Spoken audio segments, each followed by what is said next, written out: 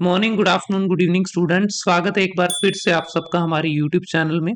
जैसा कि आप सब जानते हैं कि हर बुधवार शाम 7 बजे इंडियन टाइम के अकॉर्डिंग हम इस चैनल पर एक वीडियो अपलोड करते हैं और ये वीडियो नॉर्मली रीडिंग के बारे में होती है। आज की वीडियो भी रीडिंग के एक बहुत इंपॉर्टेंट टॉपिक रीऑर्डर पैराग्राफ के बारे में है। लेकिन इससे पहले कि हम रीऑर्डर के बारे में पढ़ाना शुरू करें, कुछ इंपॉर्टेंट डिस्कशन हम करना चाहते हैं यहाँ पे। सबसे पहला, इन वीडियोस का मेन टारगेट उन स्टूडेंट्स को सिखाना है जो किसी भी कारण से कोई टीचर के साथ क्लासेस लेना अफोर्ड नहीं कर पाते हैं। तो वो स्टूडेंट जो खुद घर पे बैठ के प्रिपरेशन करते हैं, तो मैं हमेशा से देख रहा था कि यूट्यूब पर बहुत कंटेंट ऐसा है जो अक्सर मिसलीडिंग होता है। बच्चों को ये कहा जाता है कि आप प्रैक्टिस करते रहें, अपने आप आपका स्कोर इंप्रूव होगा, लेकिन ये चीजें बिल्कुल काम नहीं करती हैं। तो इन वीडियोस में हमारी जो कोशिश है वो यही है कि जो बेसिक्स हैं लैंग्वेज के, जो रूल्स हैं ग्रामर के, जो लैंग्वेज का बेसिक मैकेनिज्म है, उसको आपको सिखाया जाए सो दैट ये पीटी की जर्नी आपके लिए इजी हो जाए। इन वीडियोस में क्योंकि बहुत लर्निंग वाला कंटेंट है, एजुकेशनल कंटेंट है, तो इन वीडियोस के ऊपर हम कोई एडवर्टीजमेंट को ऑन नहीं करते। इसका एक ही कारण है और वो ये है कि एडवर्टीजमेंट हमेशा आपको एजुकेशन के रास्ते से डिस्ट्रैक्ट करता है और वो डिस्ट्रैक्शन मैं कम से कम अपने स्टूडेंट के लिए नहीं चाहता। इसके बदले में हम आपसे हमेशा एक छोटी सी फेवर की डिमांड करते हैं और वो फेवर ये है कि आप इस चैनल को सब्सक्राइब करें, क्योंकि जब भी मैं देखता हूँ कि वीडियो के अराउंड 80% व्यूज उन बच्चों से आए होते हैं जो हमारे सब्सक्राइबर्स नहीं है, तो it's little kind of disheartening. तो प्लीज मेक श्योर कि आप अगर वीडियोस को रेगुलरली देखते हैं तो चैनल को सब्सक्राइब भी करें। फिलहाल एक बार आगे बढ़ते हैं, आज की क्लास की स्टार्टिंग करते हैं। आज हम बात करेंगे रीऑर्डर पैराग्राफ के बारे में और रीऑर्डर पैराग्राफ में आज की क्लास की शुरुआत हम एक छोटी सी कहानी के साथ करेंगे। तो ये कहानी बहुत इंटरेस्टिंग है, बहुत ही ज्यादा मुझे मोटिवेशन देती है ये कहानी। तो मैं चाहता हूँ कि मैं अपने स्टूडेंट्स के साथ भी ये कहानी को शेयर करूं। सबसे पहले मैं आपको एक फोटो दिखाता हूँ और मैं चाहता हूँ कि आप लोग इस फोटो में जो महिला आपको दिखाई दे रही है, आप उनको पहचानने की कोशिश करें। आई थिंक आप में से कभी भी किसी ने इनको नहीं देखा होगा। इनका नाम है फ्लोरेंस मे चैडविक और ये इनका जन्म नवंबर 1918 में हुआ था और इनकी जो डेथ है वो मार्च 1995 में हो गई थी। मतलब अभी ये जिंदा नहीं है, बट मैं आज आपको इनके बारे में क्या बताना चाहता हूँ। तो ये जो स्टोरी है, ये स्टोरी बहुत ही मोटिवेशनल है और ना केवल आपके पीटी में बल्कि आप लाइफ में जो भी करते हैं इन फ्यूचर, उन सब में आपके बहुत काम आ सकती है। तो फ्लोरेंस जो है ये एक बहुत तगड़े स्विमर थी, और स्विमर का मतलब तैराक जिसको अपने कह देते हैं। तो बचपन से इन्होंने अपने नेशनल लेवल पर या ये कहें कि डिस्ट्रिक्ट लेवल पर काफी ज्यादा स्विमिंग के कॉम्पिटिशन्स में इन्होंने पार्टिसिपेट किया था और इन्होंने लगभग हर कंपटीशन में इन्होंने जीत दर्ज की थी। अब इसके बाद अपने आगे बढ़ते हैं, खेल में आगे बढ़ते हैं और ये आपके सामने एक पिक्चर है। ये जगह अगर आपने नहीं देखी है तो मैं बता दूं कि ये पिक्चर है इंग्लिश चैनल की। इंग्लिश चैनल में भी कई समझदार बच्चों ने इसका नाम सुना होगा। आप में से जो लोग यूके में रहते हैं, इंग्लैंड में हैं, तो आपने पक्का इंग्लिश चैनल का नाम सुना होगा। जिन्होंने नहीं सुना उनको मैं बता दूं कि इंग्लिश चैनल बेसिकली दो देशों के बीच में एक छोटी सी जगह है। एक देश का नाम है इंग्लैंड और दूसरे का नाम है फ्रांस। तो इंग्लैंड और फ्रांस के बीच में अगर आप अपनी पिक्चर में थोड़ा ध्यान से देखें तो यू विल सी कि वहां पर छोटा सा एक बिल्कुल बारीक सा गैप है। वो जो गैप है वो अराउंड 35 किलोमीटर के आसपास है और यहाँ पर जो पानी का टेम्परेचर वो 5 से 7 डिग्री रहता है। तो ये जो जगह है, जो 35 किलोमीटर की दूरी है, इसको नॉर्मल भाषा में हम कहते हैं इंग्लिश चैनल। और लोगों में एक बहुत बड़ी होड़ रहती है हमेशा कि इंग्लिश चैनल को तैर के पार करना है। अब जैसा माउंट एवरेस्ट पे चढ़ाई करना एक बहुत तगड़ा फीट माना जाता है, बहुत तगड़ी अचीवमेंट मानी जाती है, सिमिलरली इंग्लिश चैनल को पार करना भी एक बहुत तगड़ी अचीवमेंट है। तो हमारे जो फ्लोरेंस है, इन्होंने भी इसको तैर कर पार करने की कोशिश की और मैं उसके बारे में एक छोटी सी कहानी आज सुनाऊंगा। दिन था 8 अगस्त 1950 का और फ्लोरेंस पूरी तरह से तैयार थी।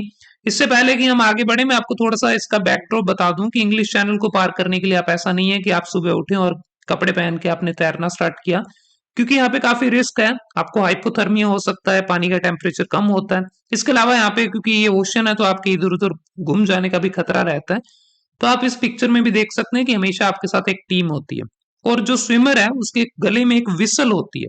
अगर आपको कभी भी स्विमिंग के दौरान ये लगे कि मैं इसको पार नहीं कर पाऊंगा, तो आप वो विसल को एक बार बजाएंगे। जैसे ही वो घंटी या सीटी या बजाते हैं तो ये जो रेस्क्यू वाले हैं ये आपको तुरंत उठा के ले जाएंगे और ये आपको पूरा मतलब सेफ्टी के साथ दूसरे कोने पे पहुंचा सकते हैं।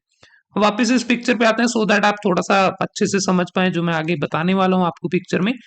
अब हुआ क्या कि जब इनकी तैराकी का दिन आया तो उस दिन अनफॉर्चुनेटली बहुत ज्यादा धुंध थी। और धुंध की वजह से क्या था कि जब इन्होंने तैरना स्टार्ट किया, इंग्लैंड वाली साइड से इन्होंने तैरना स्टार्ट किया, और ये जो सबसे छोटा रास्ता है, ये चाहेंगे कि इसी रास्ते पे आए, ये इसी रास्ते पे आने भी वाली थी, लेकिन हुआ क्या कि धुंध की वजह से इनको कुछ दिखाई नहीं दे रहा था। तो रात के लगभग 2-2:30 बजे इन्होंने तैरना स्टार्ट किया, क्योंकि इसमें काफी टाइम जाने वाला था, अगले दिन शाम में इनको पहुंचना था। तो इन्होंने जब तैरना स्टार्ट किया तो इन्होंने देखा कि अगला दूसरी साइड दिखाई नहीं दे रही। तो इनके पास दो ऑप्शन थे। पहला ऑप्शन ये था कि ये यहाँ पे अपनी जो ये स्विमिंग थी इसको रोक सकती थी और ये क्विट कर सकती थी और दोबारा अप्लाई करती, और शायद दोबारा अप्लाई होने के बाद उसका जो एक्सेप्टेंस उसको आने में अराउंड 6 महीने का टाइम लगना था। तो इन्होंने सोचा कि 6 महीने मैंने पहले भी वेट किया, अब 6 महीने दोबारा वेट करना पड़ेगा, तो नहीं, मैं इतना रिस्क नहीं लूंगी। तो इन्होंने यहाँ से सुबह 2 बजे तैरना स्टार्ट किया।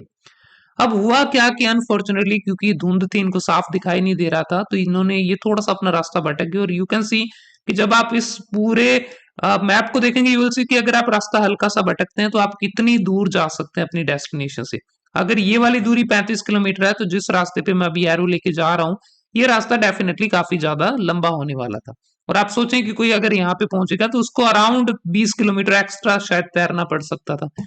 अब हुआ ये कि अगले दिन शाम हो गई और इन्होंने भूखे प्यास से अपना लगातार जो जर्नी थी उसको कंटिन्यू किया। बीच में मौसम बिल्कुल साफ नहीं था, धुंध लगातार बनी रही, इनको बिल्कुल अगली साइड जो थी वो दिखाई नहीं दे रही थी। लेकिन हुआ क्या कि शाम के जब 7-7:30 बज गए और इन्होंने देखा कि जिस टाइम इनको पहुंचना था फ्रांस वाली साइड, उससे अराउंड 1.5 घंटा समय ऊपर हो चुका था, और अभी भी इनको दूसरी साइड का कोई भी आभास नहीं हो पा रहा था। इनको कोई फीलिंग नहीं थी कि अभी भी फ्रांस का तट जो है या उसका जो किनारा है वो कहीं आसपास में है। तो फाइनली जब रात के लगभग 9:30 बज गए और इनको ये एहसास हुआ कि मैं शायद अब ये पूरा नहीं कर पाऊंगी और शायद मैं भटक चुकी हूँ कहीं पर इस पूरे ओशन में, तो इन्होंने अपनी विसल को ब्लो किया। और जब इन्होंने विसल को ब्लो किया तो बड़ा एक सरप्राइजिंग सा इवेंट हुआ। इन्होंने ये देखा कि जब इनको रेस्क्यू क्रू ने पिक किया तो इन्होंने पाया कि ये फ्रांस वाले तट से अराउंड 150 मीटर दूर थे, और इन्होंने ऑलरेडी ये जो पूरा सफर तय किया था ये 57 किलोमीटर का तय कर लिया था। लेकिन क्योंकि इन्होंने विसल ब्लो कर दी थी तो उसका मतलब ये था कि इन्होंने इंग्लिश चैनल को तैर कर पार नहीं किया, इनके नाम पर कोई रिकॉर्ड नहीं होगा, इनको कोई नहीं जानेगा। और ये बड़े निराश और हताश होके उस दिन इन्होंने अपना दिन खत्म किया। अब ये कहानी मैं आपको क्यों सुना रहा हूँ? अक्सर लोग सक्सेस की कहानियां सुनाते हैं, मैं आपको फेलियर की कहानी सुना रहा हूँ। लेकिन ये कहानी सुनाने के दो कारण हैं। पहला कारण ये है कि आपको ये समझना होगा कि इन्होंने पहली बार जब ये पूरा इंग्लिश चैनल पार करना था तो उस पूरे प्रयास के दौरान ये फेल रही थी, लेकिन इसके बाद इन्होंने 4 बार इंग्लिश चैनल को पार किया था। और ये आज तक दुनिया की अकेली महिला है जिन्होंने इंग्लिश चैनल को पार ऐसे किया था कि एक बार पार किया और दूसरी साइड टच करके वापस उसी जगह पे आ गए जहां से इन्होंने स्टार्ट किया था। ऐसा फीट आज तक किसी महिला ने दोबारा अचीव नहीं किया है। तो फ्लोरेंस में चैडविक को जो लोग स्विमिंग की दुनिया से थोड़े जुड़े हैं वो बहुत अच्छे से जानते हैं। अब ये लेसन आपको क्या दे रहा है, यहाँ से क्या लेसन मिलता है? वो लेसन ये मिलता है, अगर आप पहली बार फेल हो चुके हैं तो उसका ये मतलब नहीं है कि आप जिस चीज के पीछे भाग रहे थे आप उसके लायक नहीं है। कई बार परिस्थितियां हमारे खिलाफ होती हैं, कई बार सिचुएशंस ऐसी होती हैं कि वो हमारे अनुकूल नहीं थी, और उन सिचुएशन की वजह से हम वो अचीव नहीं कर पाए जिसको हम डिजर्व भी करते थे और जिसको पाने की हमारी इच्छा भी थी। सेम आपके पीटी के स्कोर के साथ भी हो सकता है। शायद आप में से कई बच्चे ऐसे होंगे जिन्होंने ऑलरेडी पीटी के 2 या 3 एग्जाम दे रखे हैं, लेकिन आपके फेलियर का कारण शायद पिछले कुछ एग्जाम में ये रहा कि कंडीशन आपके फेवर में नहीं थी, सिचुएशन आपके फेवर में नहीं थी। नो डाउट आपकी गलतियां भी हो सकती हैं, लेकिन उसके अलावा एक और फैक्टर है जिसको हम कंट्रोल नहीं कर सकते। दूसरा और ज्यादा इंपॉर्टेंट लेसन जो मुझे लगता है आपके लिए वो ये है कि कभी भी अगर आपको लाइफ में फेलियर मिलता है तो उसका मतलब ये होता है कि हमें एक बार दोबारा उठ के वापस उस समस्या का समाधान करने के लिए एक नए तरह से प्रयास करना है। अब यहाँ पे क्या इंपॉर्टेंट लेसन है जिसको हम नॉर्मली कहते हैं नेवर गिव अप। तो ये नेवर गिव अप वाला एटीट्यूड नॉर्मली मैंने देखा है कि पीटी करने वाले स्टूडेंट्स में नहीं होता, बहुत जल्दी गिव अप करते हैं। मैंने देखा बच्चे एक बार फेल होने के बाद ऐसे ऑप्शंस ढूंढते हैं कि विदाउट आइल्स विदाउट पीटी कोई वीजा मिल जाए तो शायद बेहतर है। लेकिन अगर आप पीटी के साथ जाएंगे, ऑब्वियसली अगर आप किसी चीज में कॉम्प्रोमाइज कर रहे हैं तो you will have to face some consequences as well. तो कोशिश करें कि ये जो नेवर गिव अप वाला एटीट्यूड है वो अपने अंदर लाएं। अगर आप किसी कारण से निराश हैं, आपको लगता है कि मैं डिजर्व नहीं करता, पिछला पेपर मेरा खराब हुआ था, तो मैंने आपको दिया है सबसे अच्छा लेसन, आप इनको अपना आइडियल माने, और आप शायद जब आप इनको आइडियल मानेंगे तो आपको समझ आएगा कि कुछ भी कर गुजरना पॉसिबल है। फिलहाल एक बार बढ़ते हैं आगे और आज की क्लास को करते हैं स्टार्ट। आज की क्लास में हम बात करेंगे रीऑर्डर पैराग्राफ के बारे में, जैसा मैंने आपको बताया था। रीऑर्डर पैराग्राफ में स्टार्टिंग करने से पहले मैं बता दूं कि आज अपने कुल मिला के 20 नंबर के क्वेश्चंस करेंगे, 5 क्वेश्चन करेंगे और उनका टोटल स्कोर 20 आएगा। 20 में से आपके कितने आंसर्स आते हैं ये वीडियो के एंड में अपने आप कैलकुलेट करना, और कैलकुलेट करने के बाद आप इस चार्ट का भी अभी स्क्रीनशॉट ले लें। इस चार्ट के अकॉर्डिंग देखना कि आपका रीडिंग में कितना स्कोर आने की एक्सपेक्टेशंस है। अगर आपके 20 में से 6 या 6 से कम नंबर आते हैं तो इसका मतलब आपका स्कोर 48 या उससे कम रहेगा। 7 से 10 के बीच में है तो 48 से 56 के बीच में रीडिंग का स्कोर आ सकता है। 11 से 13 में इतना स्कोर आएगा। और ये सिर्फ एक आइडिया है, एक्सपेक्टेड लिखा हुआ है, गारंटी नहीं है इस चीज की, लेकिन इससे एक रैंडम आइडिया आपको मिल जाएगा कि आप कितना इंप्रूव करें तो उससे आपके पेपर में कितना बड़ा चेंज आ सकता है। रीऑर्डर में अगर आप 2 या 3 नंबर इंप्रूव करते हैं तो उससे आपके पेपर के रीडिंग के स्कोर में कितना बड़ा इंप्रूवमेंट आ सकता है। फिलहाल चलते हैं आगे हमारे क्वेश्चंस की तरफ। तो रीऑर्डर का क्वेश्चन नंबर 1 अब आपके सामने है। यहां पर मेरी आप सबसे रिक्वेस्ट है कि प्लीज वीडियो को पॉज करें, 3 मिनट का टाइमर अपने किसी फोन में या अपनी घड़ी में देखें और 3 मिनट के अंदर अंदर इस क्वेश्चन को आपको आंसर करना है। जैसे 3 मिनट खत्म होंगे वीडियो को दोबारा कंटिन्यू कर लेना और मैं आपको इसका आंसर अभी एक्सप्लेन करता हूं। Ready, let's start. So question number 1 सबसे पहला क्वेश्चन हमारा, और ये मेरे ख्याल से बहुत ही ज्यादा इंटरेस्टिंग क्वेश्चन भी है और मुझे बहुत कम चांस लग रहे हैं कि आप सबका ये आंसर सही होगा। First thing, Paramount number. Paramount number के लिए हमें देखना होगा कि कितने सेंटेंसेस है। तो मुझे साफ दिख रहा है कि यहाँ पे 6 सेंटेंसेस है, दैट मींस पैरामाउंट नंबर 5 आएगा। सबसे पहला काम फर्स्ट सेंटेंस को ढूंढना।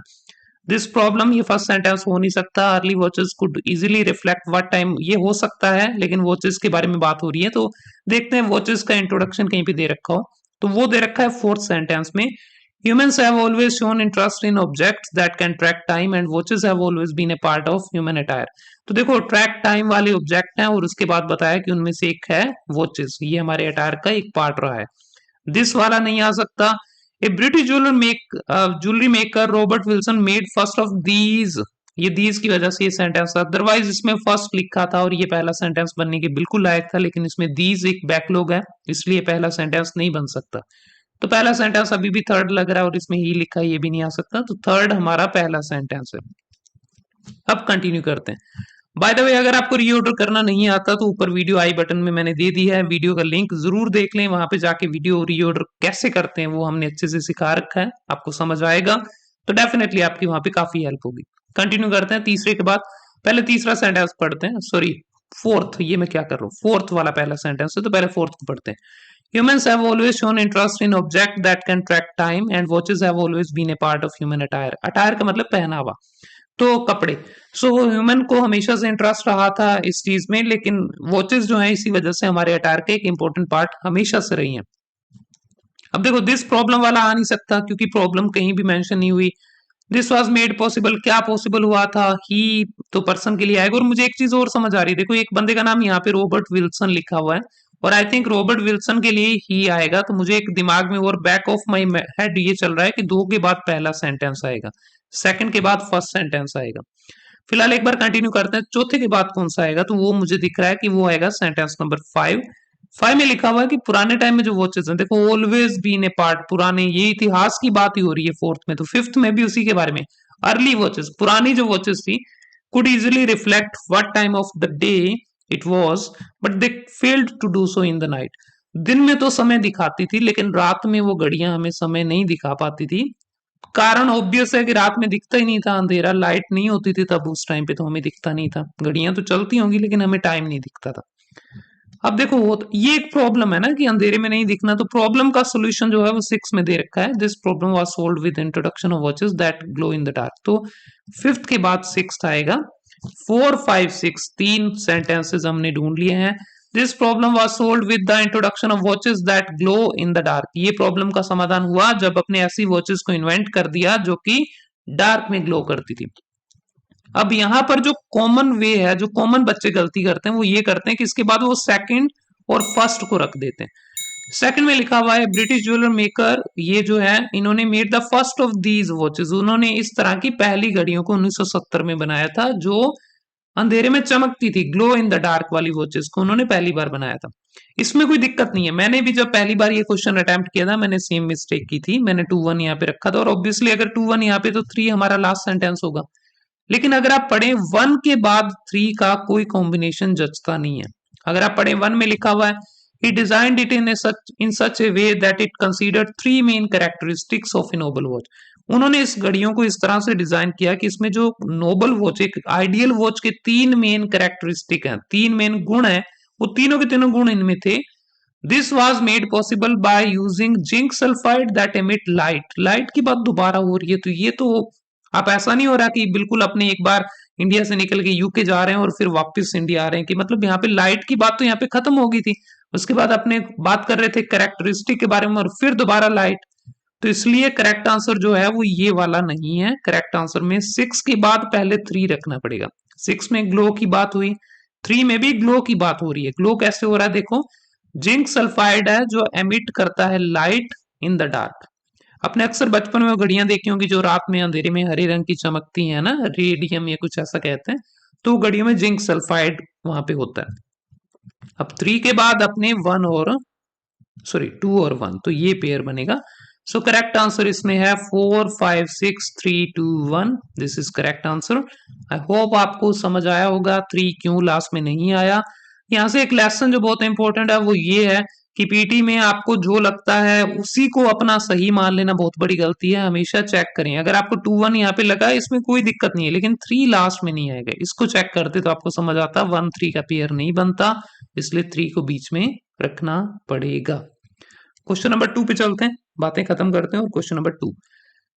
क्वेश्चन नंबर 2 वंस अगेन एक ऐसे कंफ्यूजिंग क्वेश्चन है। इस क्वेश्चन को भी जब मैंने पहली बार अटेम्प्ट किया था मैंने एक सिली सी मिस्टेक इसमें की थी। लेट्स सी आप लोग ये मिस्टेक करते हैं या नहीं करते।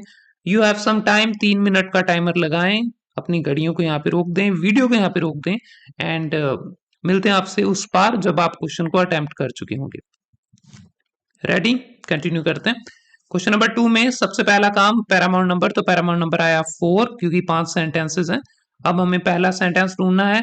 The reason was to fight with odour and the place is still unknown. तो ये तो भैया कोई बात कर रहा है, पता नहीं, modern air freshener are made. कईयों को ये पहला सेंटेंस लगेगा, लेकिन this is not the first sentence.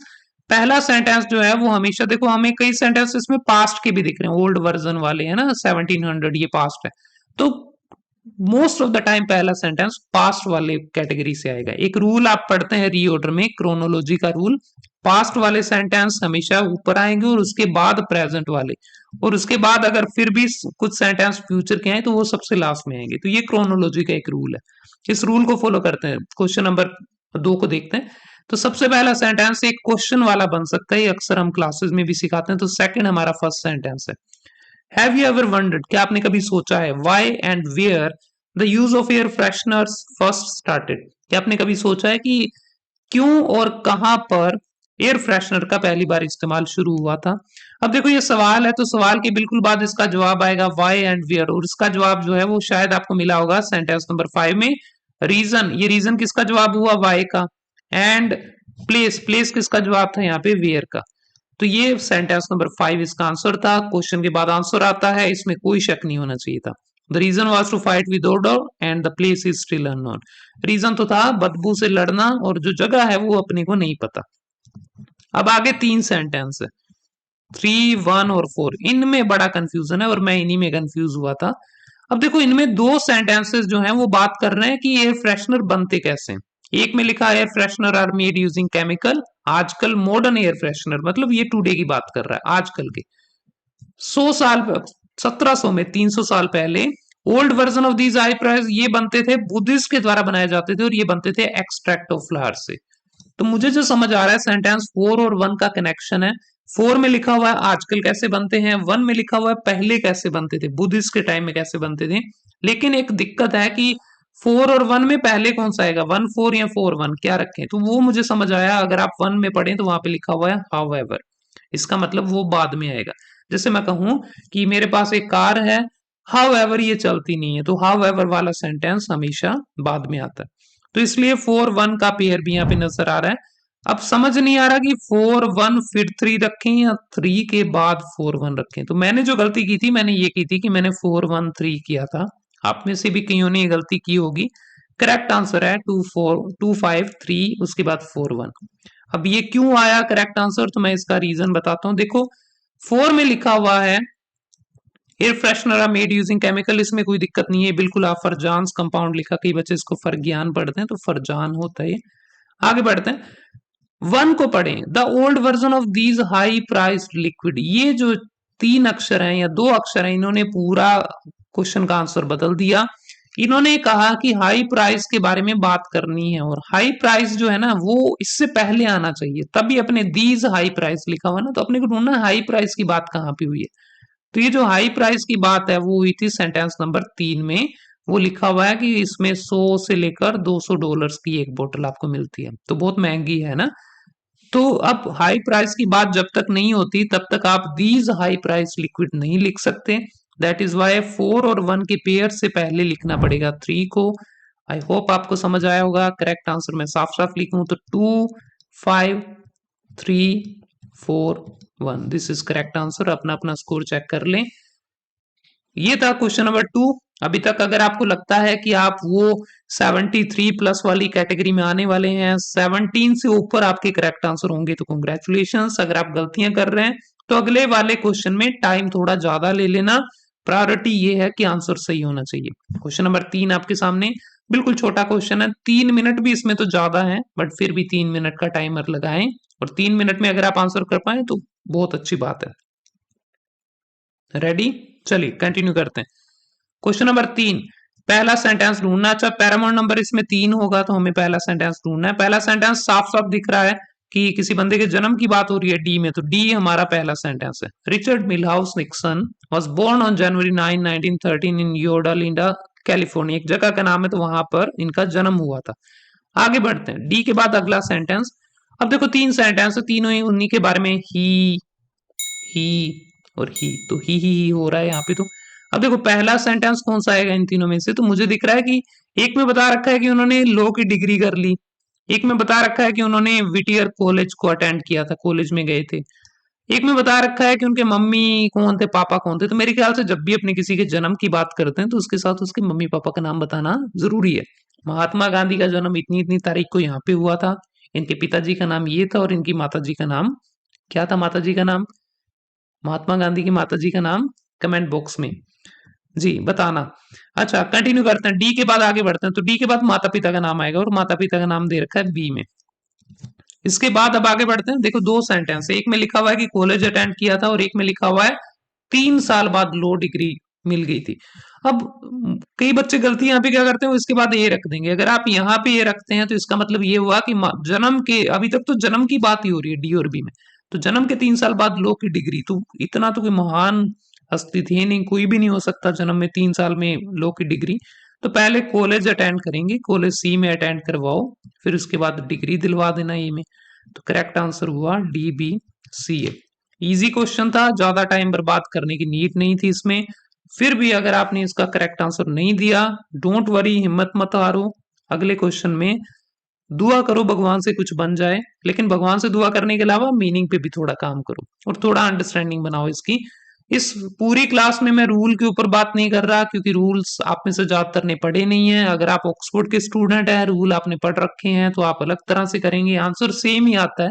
लेकिन अगर आपने रूल नहीं पढ़े हैं तो अंडरस्टैंडिंग से करना है, और वो कैसे करते हैं वो मैं आपको अभी करके दिखा रहा हूं।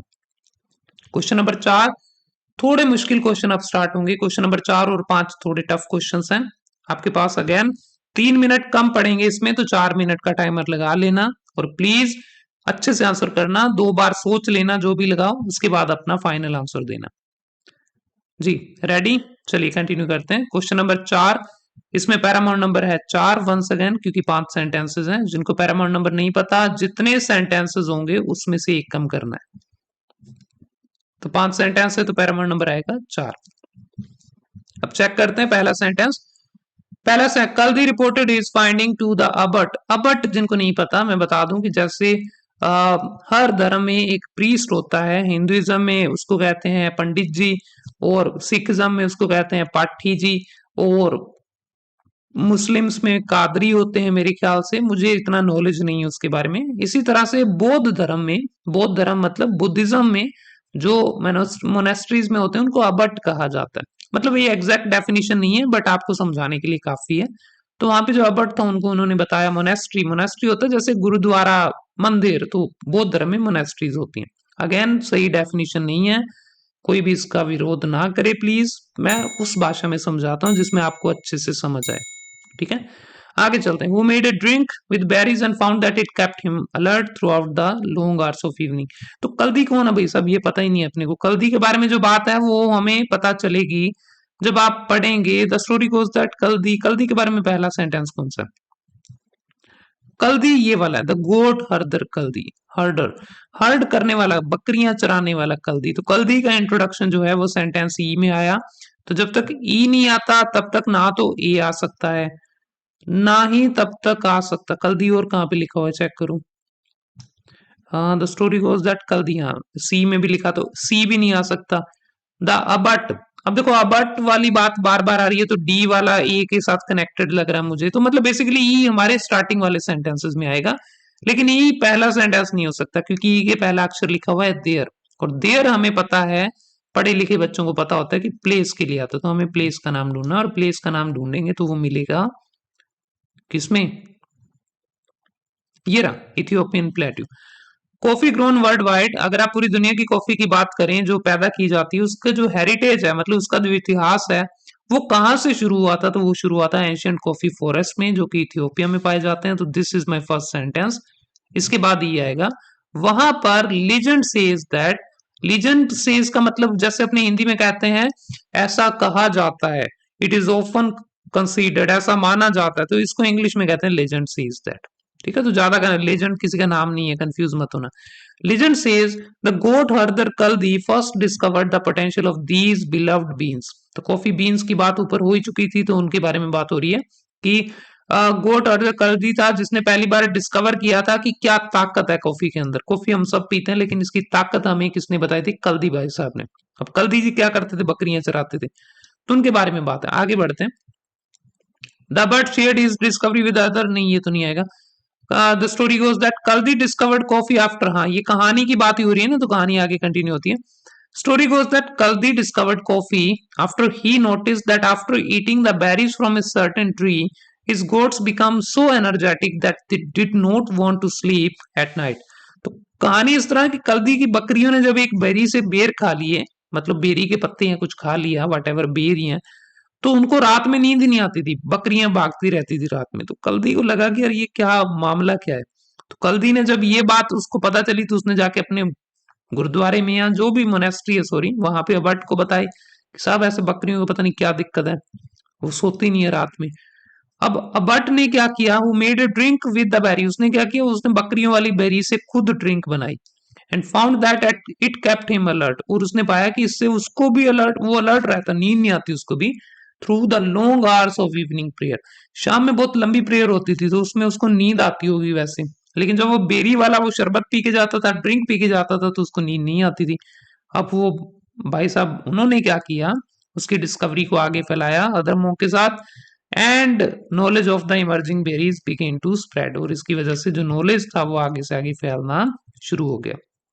करेक्ट आंसर है BECAD। कहानी है बड़ी इंटरेस्टिंग, रियल कहानी है। और कल्दी जो है उनको थैंक यू बोलो अगर आप कॉफी पीते हैं तो। मैं तो चाय पीता हूं तो मेरे लिए तो इतना इंपॉर्टेंट नहीं था।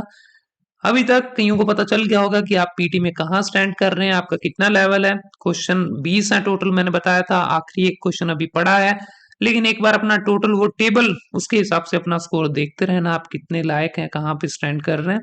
आखिरी क्वेश्चन की तरफ चलते हैं। अगेन एक मुश्किल क्वेश्चन, वंस अगेन 4 मिनट का टाइमर लगाना जरूरी है। आगे बढ़ते हैं फिर, चलिए ready, okay let's continue. Question number 5, correct answer ढूंढते हैं। सबसे पहला पैरामाउंट नंबर, पैरामाउंट नंबर है इसका 4, और 4 पैरामाउंट नंबर का मतलब हमें पहला सेंटेंस तो ढूंढना पड़ेगा। The first computer was located in research lab at UCLA, पहला कंप्यूटर UCLA में पड़ा था, and second was at Stanford, दूसरा स्टैनफोर्ड में पड़ा था। Each one was the size of a small house, दोनों छोटे छोटे घर जितने बड़े थे। तो पहला कंप्यूटर यहाँ पड़ा था, तो कौन कंप्यूटर क्या कर क्या रहे थे कंप्यूटर, मुझे पता ही नहीं कुछ। तो मुझे देखो ऐसे सेंटेंसेस में क्या करना होता है, साल जिसमें लिखा ना उन सेंटेंसेस पे ध्यान देते हैं। तो ये साल तो लिखा हुआ लेकिन ये किसी काम का नहीं, वैसे मैं बता रहा हूँ। ऑन अक्टूबर 1929 आर्पानेट, अब आर्पानेट क्या है हमें इसका नहीं पता, लेकिन देखो आर्पानेट के बारे में अपने को तब पता चलेगा जब अपने इसकी पूरी फुल फॉर्म ढूंढेंगे। तो आर्पानेट की पूरी फुल फॉर्म ये देखी हुई, एडवांस रिसर्च प्रोजेक्ट एजेंसी। इसी वजह से देखो आर्पानेट वाले दो सेंटेंस, बी जब तक नहीं आ जाता तब तक ना तो सी आ सकता है ना तब तक ई आ सकता, मुझे इतना समझ आ रहा है। और कहीं आर्पानेट तो नहीं लिखा हुआ, नहीं लिखा हुआ। अब बी को चेक करते हैं। The first workable prototype of the internet came in the late 1960s with the creation of ARPANET. ये पहला सेंटेंस बनने का बिल्कुल हकदार है। बी में लिखा कि पहला जो वर्किंग इंटरनेट का प्रोटोटाइप था वो इन्होंने आर्पानेट में बनाया था। आर्पानेट का पूरा नाम ये होता है। अब आर्पानेट के बारे में कुछ और इन्फॉर्मेशन कहाँ पे दे रखी है, फर्स्ट सॉरी पढ़ते हैं कौन से हैं। एक तो है आर्पानेट ने पहला मैसेज डिलीवर किया था, और एक है किसके द्वारा खोजा गया था आर्पानेट। तो जैसा मैंने अभी कुछ देर पहले बताया, जब भी किसी चीज के जन्म की बात करते हैं फिर पहले बताते हैं कि उसके मम्मी कौन थी, पापा कौन था। सिमिलरली अब कोई सॉफ्टवेयर है, इंटरनेट है, तो उसका बताएंगे किसने खोजा था, ये बताया जाएगा। तो ये किसके द्वारा खोजा गया था, यूएस डिपार्टमेंट ऑफ डिफेंस के द्वारा। तो बी के बाद अगला सेंटेंस आएगा ई। अब ई के बाद अगला सेंटेंस टेक्निकली मुझे लग रहा है कि ए आएगा, क्योंकि ये क्यों आएगा, सॉरी आर्पानेट और किस में लिखा था, सी में लिखा था ना, हाँ सी में। तो बी के बाद अगला सेंटेंस ई के बाद सी आएगा, क्योंकि तीनों आर्पानेट वाले इकट्ठे कर दिए मैंने। On October 29 1969 ARPANET delivered its first message in node to node communication from one computer to another. अब मुझे समझ आ रहा है कि एक कंप्यूटर से दूसरे कंप्यूटर, वो कंप्यूटर कहाँ पे पड़े हैं वो ए में बता रखा है ना। पहला कंप्यूटर यहाँ पे रखा था, दूसरा कंप्यूटर वहां पे रखा था। अब कई बच्चे यहाँ पे क्या गलती करते हैं, सी के बाद सीधा उन्होंने रखा होगा डी। द मैसेज जो था, क्योंकि वहां पे लिखा हुआ है फर्स्ट मैसेज और यहाँ पे सीधे बात आ गई द मैसेज की, लेकिन इस डी में एक दिक्कत है। पढ़ते हैं सुनते हैं। The message log in was short and simple but it crash the fledgling ARPA network anyway the Stanford computer only receive the notes first two letter. Stanford वाला कंप्यूटर जो था, अब देखो जब तक आपने ए वाला सेंटेंस नहीं लिखा तब तक ये कहने की तुम्हारी कोई हिम्मत नहीं होनी चाहिए कि स्टैनफोर्ड वाला कंप्यूटर। तो स्टैनफोर्ड वाले कंप्यूटर की बात ही ए में हुई थी, तो इसलिए करेक्ट आंसर इसमें आया B E C A D, this is correct. और मेरे ख्याल से अभी सी में तीसरे क्वेश्चन में भी यही करेक्ट आंसर था। Just one of those things मैं बोल रहा हूँ, ऐसा नहीं है कि मैं ये कह रहा हूँ कि ऐसा आंसर रट लेना इसका, ये पेपर में कभी भी ऊपर नीचे हो सकते हैं। तो ये था हमारे आज की क्लास। आई थिंक आपको समझ आया होगा कि रीऑर्डर पैराग्राफ किस तरह से करने हैं। इजी क्वेश्चंस हैं, लेकिन अगर आप प्रैक्टिस करेंगे ना तभी हो पाएंगे। मैंने जानबूझ के आज की क्लास में कुछ चैलेंजिंग क्वेश्चंस को रखा था। अगर आपका स्कोर, वापस उसी टेबल पे आपको लेके चलता हूँ जो स्टार्टिंग में आपको दिखाई थी, आपका स्कोर जितना भी है इसमें से देख लें, आपके टोटल मार्क्स काउंट करें और देखें आप कहाँ पे स्टैंड कर रहे हैं। एक आइडियल सिचुएशन मुझे लगता है 11 से ऊपर वाली होगी ज्यादातर स्टूडेंट्स के लिए। 11 या 11 से ऊपर अगर आपने किए हैं, you are good to go, congratulations. अगर आपका 10 या उससे कम है, you need to work hard. Reorder की वीडियो मैं बार बार कह रहा हूं, पहले काफी वीडियोस पढ़ी हैं इस चैनल पे, उन वीडियोस को देखें, सही जगह से पढ़ें, अच्छे से पढ़ें। उनसे प्लीज थोड़ा सा बच के रहें जो आपको लेसन्स देने के ऊपर चले पड़े हैं। कोशिश करें कि जहां से हमें एक्चुअल नॉलेज मिलेगा इस चीज के ऊपर कि इंग्लिश कैसे समझ आएगी, कैसे इजी होगा, रीऑर्डर के रूल्स क्या है, ग्रामर क्या है, तो वो ज्यादा बेटर है। और कोशिश करें कि चैनल को सपोर्ट करें। Thank you very much. ये मैं बार बार कहता रहता हूँ, आप लोग करते नहीं। फिलहाल खत्म करते हैं आज की इस क्लास को यहीं पे, मिलते हैं आपसे अगली वीडियो में। Tata bye bye, thank you.